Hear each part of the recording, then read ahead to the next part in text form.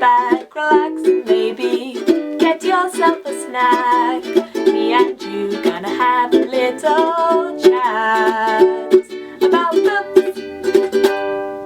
Hi guys, so I am here today to do a video which I originally saw on someone else's channel. It was on the channel which is An Erudite Adventurer. I'll link it down below if you guys haven't seen him before, so go and check his channel out. But I watched a video on his channel which just seemed like a really easy, fun video to do, and that video was where he took all of the books off of his shelves that he owned which had dragons on the front, and he just looked at them and talked about them and just kind of gave you some ideas about what he thought of, like how good a representation of the dragon it was, whether it was like enticing to the book or whether it maybe did a disservice to the book. So I thought I'd do the same, and I've gone through my shelves and actually I have less books than I thought that have specifically a dragon on the front, but there are still plenty, don't worry. So let's dive straight in. This is in no order, by the way, because it would take me ages to order them all, but I'd love to hear in the comments if you guys have anything that stands out to you particularly, any favourites, let me know, or any that you particularly hate, also let me know that, I'd love to know. So let's just get started. So first up, I'm going to talk about a series, which I think pretty much every book in this series has a dragon on the cover, so I couldn't not include it. So let's start with the first one. The first one in the series is A Natural History of Dragons, and this does have a dragon on the cover, but you can see it's kind of like a dissected dragon. This is all about kind of anthropology, it's about archaeology, going and investigating dragons in real time because they exist in this world, and our main character goes to goes to find them and discover as much as she can about them. So you can have a close look at this dragon. I love the front. I also think it's really interesting to see the makeup inside. Of course they're fictional, but I guess they based this kind of on like reptiles because it looks like a very reptilian dragon. I love the nose, the little beak. I love all of its frills. What would you call that? I don't know, but I think it's a really cool dragon and a really cool depiction. So that's the first one in the series. And then I think the second one is this one, The Tropics of Serpents, which again has a similar vibe, but this one has a couple of different dragons on there racing along. Again, these are quite similar to the first one, so I won't go into too much detail, but I do think they have a more amphibian look on the like fin ear sort of thing that they've got, which makes sense as they're serpents. Then this one, technically not quite a dragon, but still pretty cool. It's a basilisk, so I guess you could claim that they're related to dragons. Of course, everything is mythological, but I think this one's terrifying. Imagine meeting that, like there's this boat of people here and there's this massive, huge, great thing. Wouldn't that be absolutely terrifying if you came across that on your boating adventure? I would be horrified. Like, it's bigger than a whale by a huge amount. So yeah, really terrifying, but also pretty cool. I like the purple. Purple's my favourite colour, so I appreciate that. And its fangs are just horrendous. Like, if you see the size of a person versus the size of a fang, they're like the same. That's terrifying. Well, next up we have a really interesting one. This one has some eggs on it. It also has a massive, what are these called? I'm going to keep calling them frills, but I'm sure that there is like a technical name for this on like a bearded dragon or something like that. Anyway, this one has a massive one, and it's got little babies coming out of the eggs as well. Again, I really like this. I should be telling you who illustrated these, by the way. These ones are done by Todd Lockwood. All of the ones in this series are by him, and I just appreciate them. I also think he does interior illustrations, actually. Yeah, he does. Let me find one. So yeah, you can see illustrations inside as well, which are also really, really good. So I just love his style of art. I think he does a great job. They just seem really, really cool. So really I am due to reread these books at some point because I love this series. It's so easy and so fun. And then the final one, this one, Sanctuary of Wings, has a couple of different types of dragons.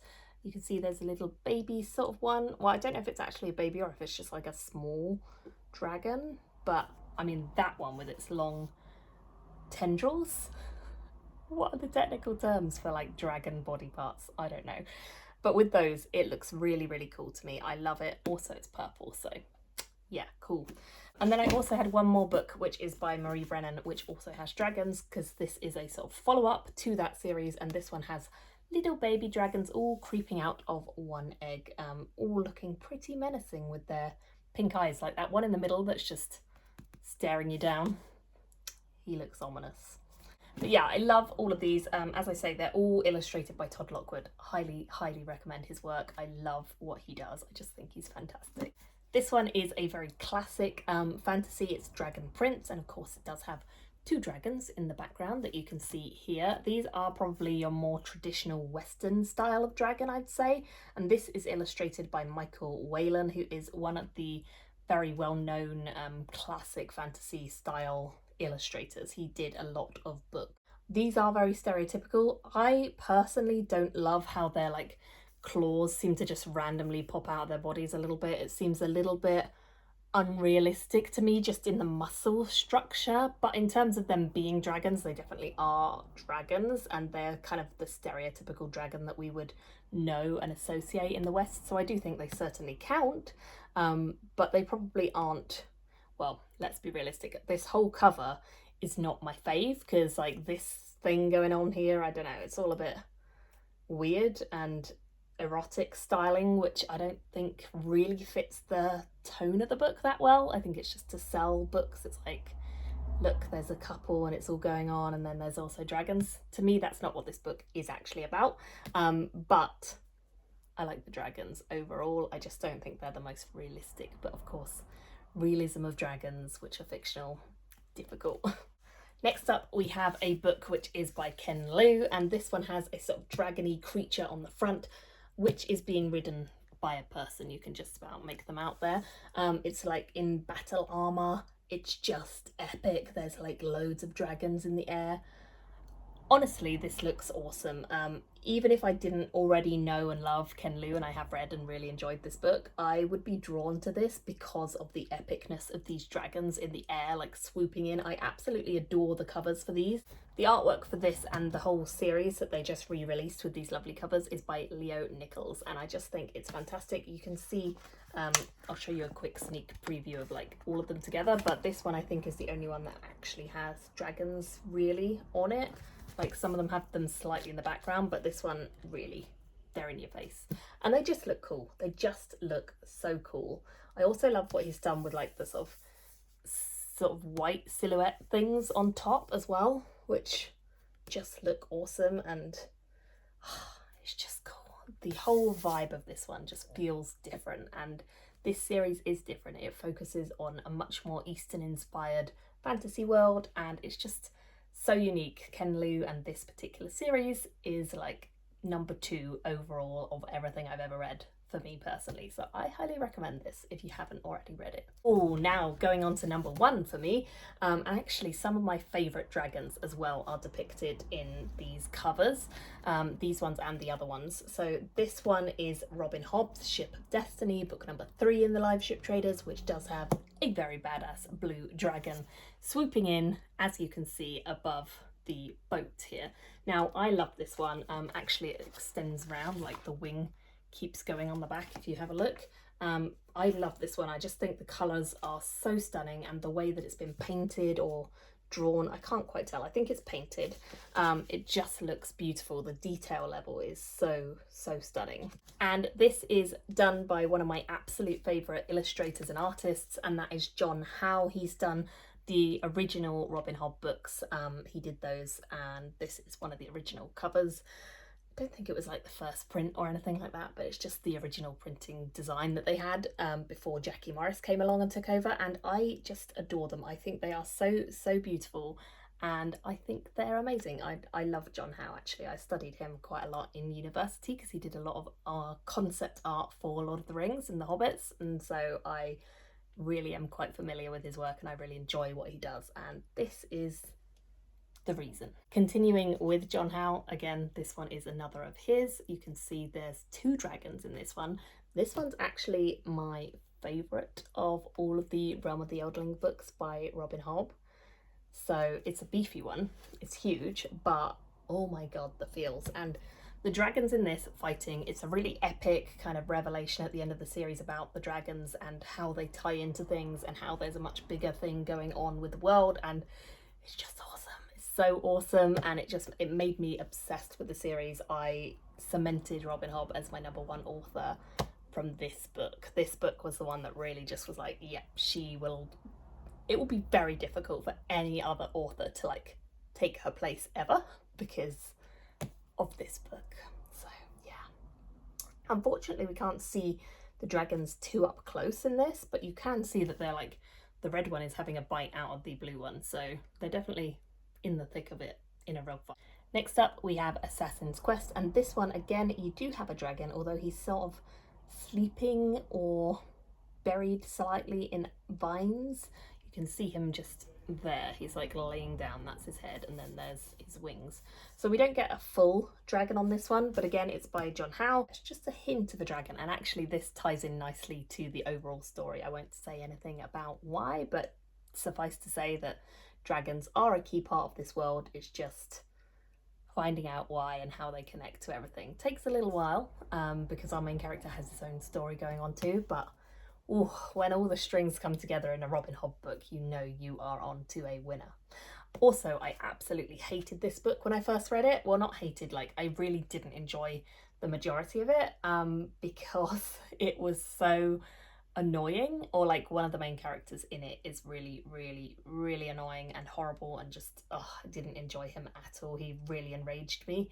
But on rereading, I really enjoyed this one because I saw how it tied everything together and I understood the whole world and what was coming next. So I will say, if you struggle with this or the first series, the Farseer series, maybe keep trying it or try the Live Ship Traders, because I do think that that is also a great entry point into the realm of the Eldlings. So yeah. Now, I also spoke about Jackie Morris, and Jackie Morris actually took over doing the covers. These are the Rainwild books, which I have done by her. I also have the latest series by her. I want to get all of the books done by John Howe and all of the books done by Jackie Morris ultimately, because I think that would be awesome to have the whole collection twice over. But yeah, I haven't quite got around to that. So Jackie Morris, this is much more of a simplistic design for the whole cover, but the dragon stands out so much more because it is the only thing there. And I love how like slightly forlorn and like slightly scrawny her dragons look. You can sort of see the little tufts under his chin and just the big eye. I just think it's a really beautiful kind of delicate portrayal of dragons that still looks magnificently powerful, but they just have a bit more of a tender side to them from her, and I love her work. I think she's fantastic.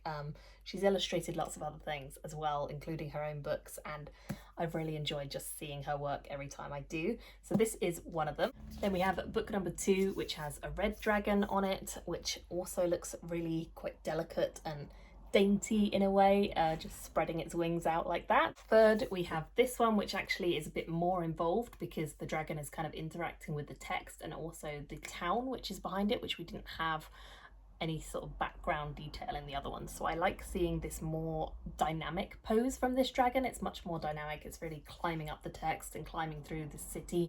Love the use of the green and blues. I feel like this one stands out way more vividly as well. I don't know if the printing is different on this one compared to the previous two. The previous two just feel a little bit more dull, whereas this one really pops out, and I love that. And then the same thing with the final one in the series.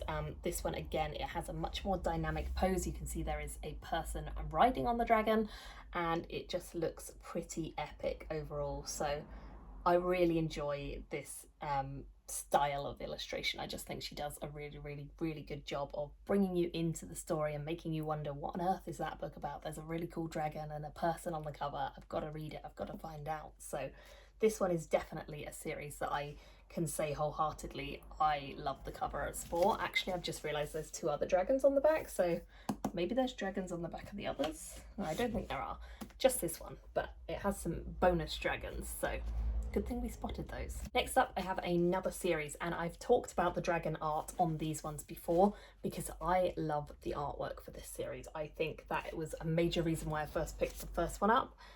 Just look at that scary dragon. It says the illustration is done by Carl Simon for this one, and this dragon, like, you can't see much of him. He really reminds me of Smaug a little bit, actually, from like the Hobbit films, the way they portrayed him. It's a very similar kind of idea, where he's just lit by the fire of these people, and it's just ominous. This one definitely enticed me in, for sure. But then the rest of the series comes along. Actually, the rest of the series, they're not all done by the same person. So the second one, this one, which again, super badass, super scary. The illustration for this one is by Crystal Sully, and this is just terrifying. It's a very similar concept. It's like we're looking at a different viewpoint. So like this one is from the side, and then this one is front on with us behind the adventurers. So I really like this viewpoint. It's a really similar concept, but I just think this dragon is terrifying. Look at that guy. Like, you would not want to cross him. I mean, generally you don't want to cross dragons. It's often not a good idea, but this one, whew, those little red beady eyes, he's gonna eat you. But you think that's terrifying. Book number 3, this one. This one, the illustration is by Chase Stone for this one, so it is a different person again. And again, terrifying. However, the humans have obviously bonded with the dragon in this one because they are sitting on top of it rather than being terrified. So there's a bit more going on. It's a dynamic pose with the humans, but the dragon, we just see a real close-up on its muzzle and its face. Very fun. Very enticing dragons, very, very scary dragons, and I love them. Going from something very scary onto something completely not scary, I recently read this book, which I haven't actually talked about on my channel yet, I don't think, but this is Big Panda and Tiny Dragon, and you can see there is a tiny dragon just sitting on there. This is an illustrated book. It's basically just like little sayings throughout. So it says, the most important thing, said Big Panda, is to pay attention. And you can see that little dragon has, or tiny dragon has crashed into Panda, hence the little bit of text. So it's all like that. It's just random little sayings or random ideas or thoughts kind of told through illustrative form as well as written out. But you can see that the dragon appears throughout the book, and I love the fact that this dragon is like a squiggle. That's all it is.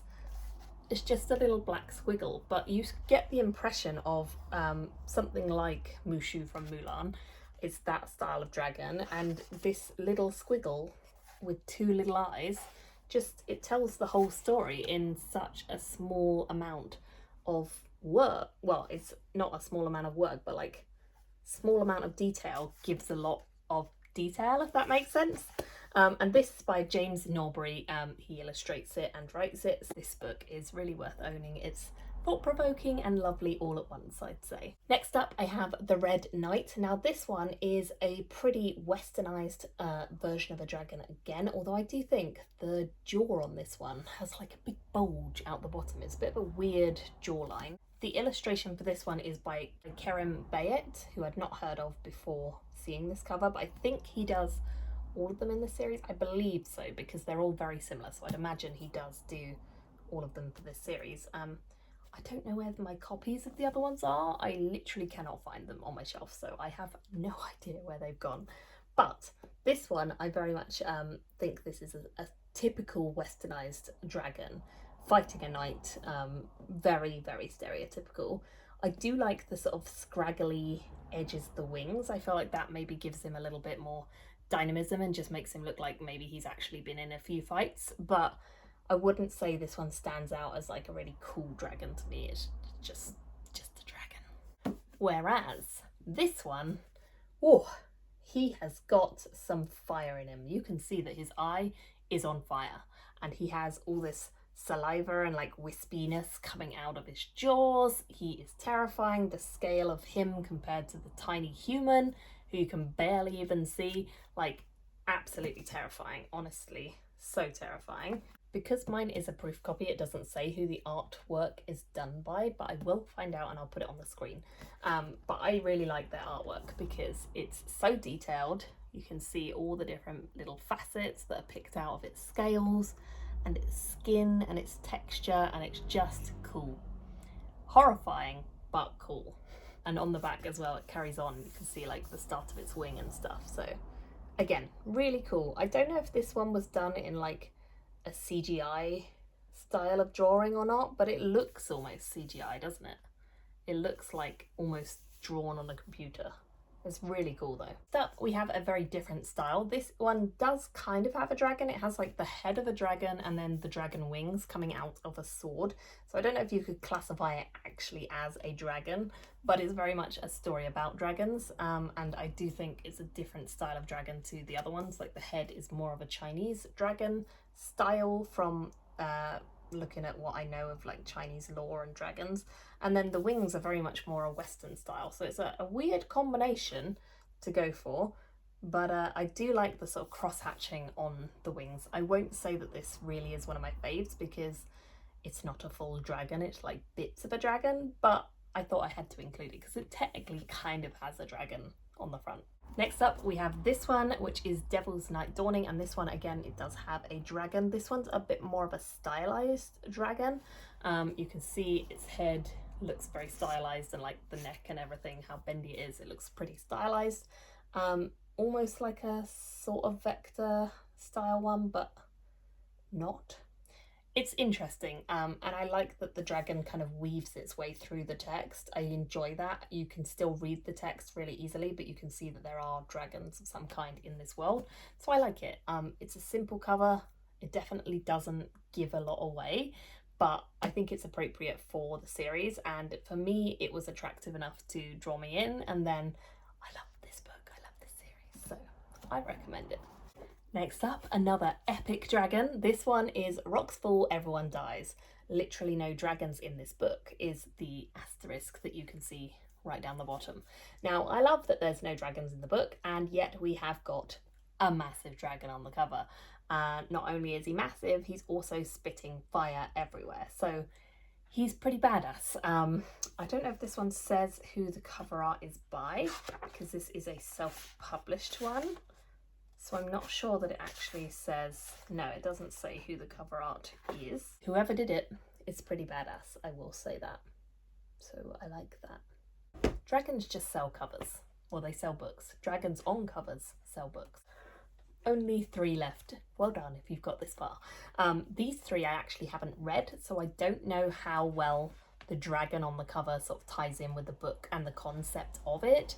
But I think they're cool dragons, so let's have a look. The first one of the ones I've not read is Have Mercy. Now this one is a clockwork dragon. You can see it's got a load of cogs and it sort of almost looks metallic. I don't know how much of the dragon being clockwork is like a big part of the story, but I presume it is, because why else would you add a load of cogs to your dragon? But I think it looks really cool. It gives a steampunky edge to a classic fantasy westernized dragon. So it is a bit of a different thing than most of the other ones I've seen. It also has green eyes, whereas a lot of the others have like red eyes. So it's a bit different. The cover art for this one is by Stephen Ewell. So there you go. Next up, I have The Summer Dragon by Todd Lockwood, which again, I've not read yet, but you can see this one has 2 dragons on the cover fighting each other. Now, I think Todd Lockwood wrote this and also illustrated it. Oh my gosh, look at the illustrations he has done though, because they are beautiful. Yes, jacket art is by Todd Lockwood. So he basically did everything. He did the jacket art, the jacket design, the end paper and interior art, the maps, everything. What a cool guy. Look. Oh yeah, so his interior art also has like dragoniness. There's another dragon there. Clearly dragons are a big part of this world, which I love.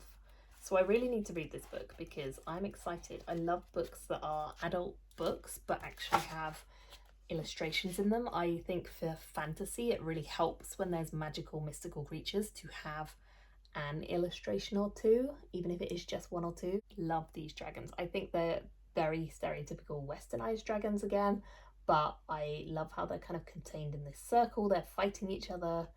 It looks like a battle of good and evil. I don't know where it goes in the story, but like you can properly see the claws of this one digging into the other one. So they're clearly in a pretty epic battle. I need to get to this one. I'd love to know the ones I've not read, What did you think? If you have read them, do these dragons kind of represent the story well or not? Let me know. And the final one is Dragon Mage, which again has a pretty stereotypical big old westernized dragon on the front, and I love this one. It's a pretty classic style fantasy. I would say the text and everything is also pretty classic in how it's arranged, but it's pulling no punches, you know. It's telling you this is about a dragon and a mage, and they're both here on the cover just hanging out.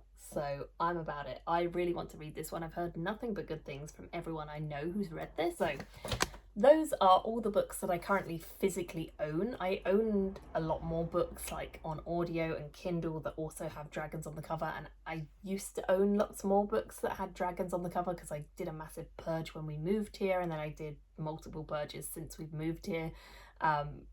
When I've been clearing out. So I used to have way more books that would have had dragons on the front. But out of the ones that I've just shown you, please let me know your favourite in the comments below. And if you have any covers that really stand out because of the dragon on them that you own, let me know what they are. Thank you all so much for watching. Tell me your favourites and which ones you didn't like, and I will see you in another video very soon. Bye everyone. Thank you for watching my video today. Go pick up a book, then come back and chat with me again.